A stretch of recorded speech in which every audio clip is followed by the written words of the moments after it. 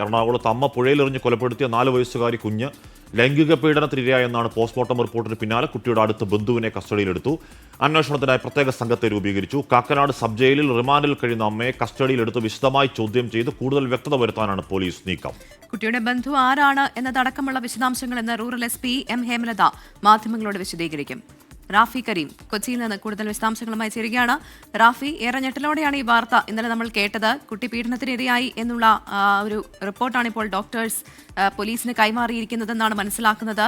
ഇപ്പോൾ ഈ പിടിയിലായിരിക്കുന്ന ബന്ധു അത് ആരാണെന്ന് പോലീസ് വെളിപ്പെടുത്തുന്നുണ്ടോ? എപ്പോഴായിരിക്കും ഇന്ന് SP മാധ്യമങ്ങളോട് കാര്യങ്ങൾ വിശദീകരിക്കുക?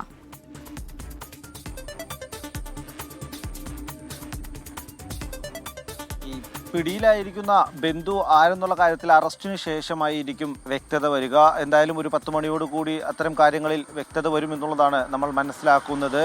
ഈ ബന്ധുവിൽ നിന്ന് ഈ കുട്ടി ഏത് തരത്തിലുള്ള പീഡനമാണ് നേരിട്ടത്, എന്താണ് ഈ കുട്ടിയുടെ മരണകാരണം, അല്ലെങ്കിൽ മരണത്തിന് പിന്നിൽ ഇത്തരം ഒരു കൊലപാതകം ചെയ്യാൻ ഈ അമ്മയെ പ്രേരിപ്പിച്ചത് എന്നുള്ളൊരു അന്വേഷണമാണ് ഈ കേസിൽ ഇപ്പോൾ നിർണായകമായിരിക്കുന്നത്. കാരണം നമ്മൾ ഈ മരണ ദിവസം ഇതുമായി ബന്ധപ്പെട്ടുള്ള മൊഴികൾ അമ്മയിൽ നിന്നുണ്ടായത് ഞാൻ കുട്ടിയെ കൊന്നു എന്ന് മാത്രമാണ്. അതിനുശേഷം ഇത് എന്തിനു വേണ്ടിയാണ് ഇത്തരത്തിലൊരു കാര്യം ചെയ്തതെന്നുള്ള കാര്യത്തിൽ ഒരു വ്യക്തത ഉണ്ടായിരുന്നില്ല. ചില ചോദ്യങ്ങൾ ആയിരുന്നു ഇതുമായി ബന്ധപ്പെട്ടുണ്ടായിരുന്നത്. അമ്മയ്ക്ക് മാനസിക പ്രശ്നങ്ങളുണ്ടായിരുന്നു, അമ്മയ്ക്ക് മറ്റു ചില ബുദ്ധിമുട്ടുകളൊക്കെ ഉണ്ടായിരുന്നു പെരുമാറ്റത്തിൽ എന്നൊക്കെയുള്ള പ്രതികരണങ്ങളൊക്കെ ആളുകളിൽ നിന്നുണ്ടായിരുന്നു.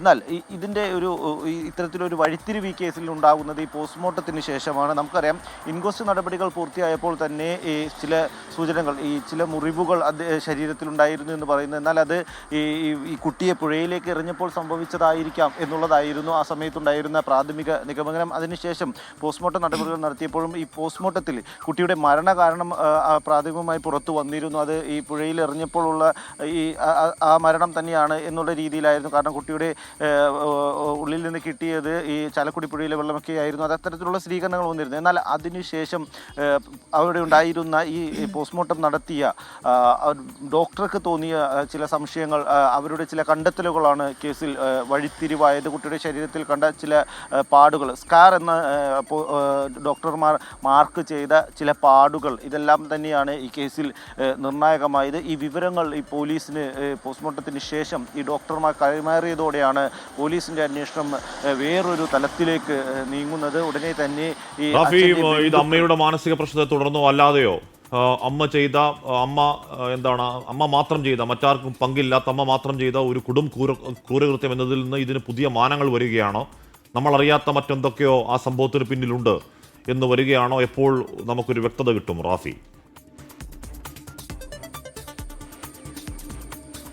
ഹാഷിമി, തീർച്ചയായും ഒരു അമ്മ തനിക്ക് തോന്നിയ ഒരു മാനസിക പ്രശ്നത്തിൻ്റെ പേരിൽ, തനിക്ക് തോന്നിയ ചില പെരുമാറ്റ വൈകല്യങ്ങളുടെ പേരിൽ ഒരു കുട്ടിയെ, 3 വയസ്സുകാരിയെ പുഴയിലെറിഞ്ഞ് കൊന്നു എന്നതിനപ്പുറത്തേക്ക് ചില മാനങ്ങൾ ഈ മരണത്തിന്, ഈ കൊലപാതകത്തിന് വരുന്നു എന്നുള്ളതാണ് ഇന്നലെ അർദ്ധരാത്രിയോട് പുറത്തെത്തിയ വാർത്തകളിൽ നിന്ന് മനസ്സിലാക്കാൻ കഴിയുന്നത്. കാരണം ഈ അമ്മയ്ക്ക് തോന്നിയ ചില മാനസിക പ്രശ്നങ്ങൾ അല്ല, അതിനപ്പുറത്തേക്ക് ചില പ്രധാനപ്പെട്ട കാര്യങ്ങൾ, ചില പീഡനങ്ങൾ ഈ കൊലപാതകത്തിൻ്റെ കാരണമായി ഉണ്ട് എന്നുള്ളതാണ് മനസ്സിലാക്കാൻ കഴിയുന്നത്. കാരണം ഈ കുട്ടി ഇത്തരത്തിലൊരു ശാരീരിക പീഡനത്തിന് ഇരയായി എന്ന് പറയുമ്പോൾ ഈ വിവരങ്ങൾ ഈ അമ്മയ്ക്ക് അറിയാമായിരുന്നിരിക്കാം.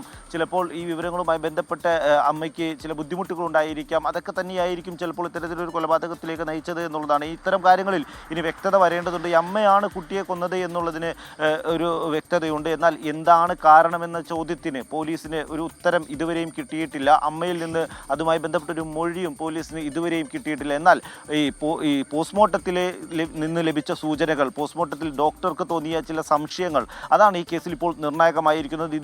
ആ സംശയങ്ങളാണ് പോലീസ് ഈ അന്വേഷണം വേറൊരു തലത്തിലേക്ക് കൊണ്ടുപോകാനുള്ള കാരണം. ആ അന്വേഷണമാണ് ഇന്നലെ വിശദമായ ചോദ്യം ചെയ്യലിലേക്ക് കടന്നത്. ബന്ധുക്കളെ പോലീസ് സ്റ്റേഷനിൽ വിളിച്ചു വരുത്തിയുള്ള ചോദ്യം ചെയ്യലായിരുന്നു ഇന്നലെ പ്രധാനമായും ഉണ്ടായിരുന്നത്. ഈ ചോദ്യം ചെയ്യലിലാണ് ഈ അച്ഛൻ്റെ അടുത്ത ബന്ധുക്കൾ, അവർ 3 പേരുണ്ടായിരുന്നു. ആ 3 പേരെ പോലീസ് ഇന്നലെ വിശദമായി ചോദ്യം ചെയ്യുന്നു. അതിൽ 2 പേരെ ഇന്നലെ തന്നെ പോലീസ് വിട്ടയക്കുന്നു. ഒരാളാണ് നിലവിൽ പോലീസിനെ കസ്റ്റഡിയിലുള്ളത്. ഇന്നലെ അതിലാരാണ് ഏതാണെന്നൊക്കെ പോലീസ് വ്യക്തമാക്കട്ടെ റാഫി. പക്ഷേ ഈ അച്ഛൻ്റെ വീട് അടുത്ത് തന്നെയാണ്, അത് തറവാട്ട് വീട്ടാണ്. ഈ പറഞ്ഞ ചുറ്റും കുറേയധികം ബന്ധുവീടുകളൊക്കെ ഉള്ള വീടുകൾ അടുത്തടുത്തുള്ള ഒരു സ്ഥലമാണ് എന്നാണല്ലോ അറിയാൻ കഴിഞ്ഞത്. ഇത് ശരിയാണെങ്കിൽ, ആ കുഞ്ഞ് പീഡിപ്പിക്കപ്പെട്ടെങ്കിൽ ആ അക്രമം ചെയ്ത ബന്ധു ആരാണ് എന്ന് എപ്പോൾ കേരളം അറിയും റാഫി?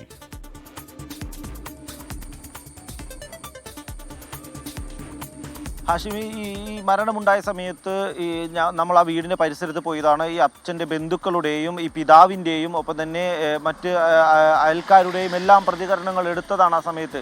ഇത് 2 വീടുകൾ ഒരു കോമ്പൗണ്ടിൽ തന്നെ ആ നിലയിലാണ് ഇവർ താമസിച്ചിരുന്നത്. ഈ അച്ഛൻ്റെ തറവാട് വീടും ഒപ്പം തന്നെ അതിനോട് ചേർന്ന് തന്നെ ഈ കുട്ടി താമസിച്ചിരുന്ന ഇവരുടെ വീടുമാണ് ഉണ്ടായിരുന്നത്. ഈ കുട്ടിയും അമ്മയും ഒപ്പം തന്നെ ഈ അച്ഛനും കൂടി താമസിച്ചിരുന്ന ഒരു സെപ്പറേറ്റ് വീടും ഇങ്ങനെയാണ് ഉണ്ടായിരുന്നത്. അതുകൊണ്ട് തന്നെ ഈ കുട്ടി മുഴുവൻ സമയവും ഈ ബന്ധുക്കളുടെ വീട്ടിലും ഒപ്പം തന്നെ തറവാട്ട് വീട്ടിലും എല്ലാം ഉണ്ടായിരുന്നു. അത്തരത്തിൽ ഈ വലിയ ആക്റ്റീവായിട്ടുള്ളൊരു കുട്ടിയായിരുന്നു. ബന്ധുക്കളുമായി എല്ലാം നന്നായി ഇടപഴകുന്ന ഒരു കുട്ടിയായിരുന്നു. ആ നിലയിലാണ് ഇവരുടെ എല്ലാം തന്നെ പെരുമാറ്റം ഉണ്ടായിരുന്നത് എന്നുള്ളതാണ് ബന്ധുക്കളിൽ നിന്നും ഈ അയൽക്കാരിൽ നിന്നും എല്ലാം മനസ്സിലാക്കുന്നത്. വളരെ സ്നേഹത്തോടെ എല്ലാവരുമായി നന്നായിട്ട് ഇടപഴകുന്ന ആളുകളാണ് എല്ലാവരും എന്നുള്ളതായിരുന്നു പറഞ്ഞിരുന്നത്. നമുക്ക് അവിടെ നിന്ന് ലഭിച്ച സൂചനകളും ആ നിലയിലായിരുന്നു. ഈ കുട്ടിയോട് ഇത്തരത്തിലുള്ള ഒരു ക്രൂരകൃത്യം, ഒരു ഹീനകൃത്യം ഈ ചെയ്ത ആ കുറ്റവാളി അവൻ ആരാണ് എന്നുള്ള ചോദ്യം അത് ഒരു 10 മണിയോട് ഇതിപ്പോൾ ഈ കുട്ടിയുടെ അമ്മ പോലീസിന്റെ കസ്റ്റഡിയിലാണ് ഉള്ളത്.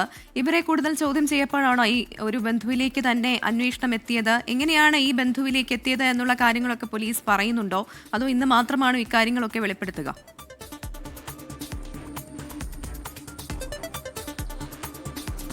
സ്ഥിരീകരിക്കുന്ന വിവരങ്ങൾ പോലീസിന്റെ ഭാഗത്തു നിന്ന് ഔദ്യോഗികമായി നൽകുന്ന വിവരങ്ങളല്ല, ചില സൂചനകളാണ് ഇതുമായി ബന്ധപ്പെട്ട് പുറത്തു വരുന്നത്. ഈ പോസ്റ്റ്മോർട്ടത്തിൽ അമ്മയിൽ നിന്ന് പോലീസിന് ലഭിച്ച മൊഴി, ഇത്തരത്തിലൊരു കൊലപാതകം നടത്താനുള്ള കാരണം എന്താണ് എന്നുള്ള ചോദ്യത്തിനുള്ള മൊഴി അമ്മയിൽ നിന്ന് പോലീസിന് കൃത്യമായി ലഭിച്ചിട്ടില്ല എന്നുള്ളതാണ്. കുടുംബ പ്രശ്നങ്ങളാണ് എന്നുള്ളൊരു മൊഴി മാത്രം അമ്മയിൽ നിന്ന് ലഭിച്ചു എന്നുള്ളതാണ് മനസ്സിലാക്കാൻ കഴിയുന്നത്.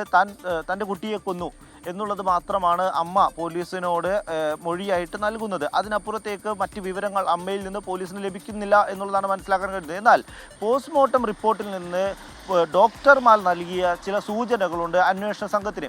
ഈ സൂചനകളിൽ നിന്നാണ് അന്വേഷണ സംഘം ഇന്നലെ ചോദ്യം ചെയ്യൽ ആരംഭിക്കുന്നത്. ഈ ചോദ്യം ചെയ്യലിലാണ് ഇത്തരത്തിലുള്ള ഒരു വിവരം ലഭിക്കുന്നതും പിന്നീട് ഇതുമായി ബന്ധപ്പെട്ട് വിശദമായ ചോദ്യം ചെയ്യലുകൾ നടക്കുന്നതും. അതിലാണ് ഇപ്പോൾ ഒരു പ്രതിയെ, ഒരാളെ കസ്റ്റഡിയിൽ എടുക്കാൻ അന്വേഷണ സംഘത്തിന് കഴിഞ്ഞിരിക്കുന്നത് എന്നുള്ളതാണ്. ഇത്തരത്തിലുള്ള കണ്ടെത്തലും റാഫി തന്നെ ആ വീട്ടിൽ പോയതാണ്. ആ വീട്ടിലുള്ള ചുറ്റുവട്ടങ്ങളിലൊക്കെ പോയി ഒട്ടുമിക്ക അടുത്ത ബന്ധുക്കളുടെ ഒക്കെ പ്രതികരണം എടുത്തതാണ്. പ്രതികരണങ്ങളൊക്കെ വിതുമ്പുന്ന ബന്ധുക്കളെ നമ്മൾ കണ്ടതാണ്.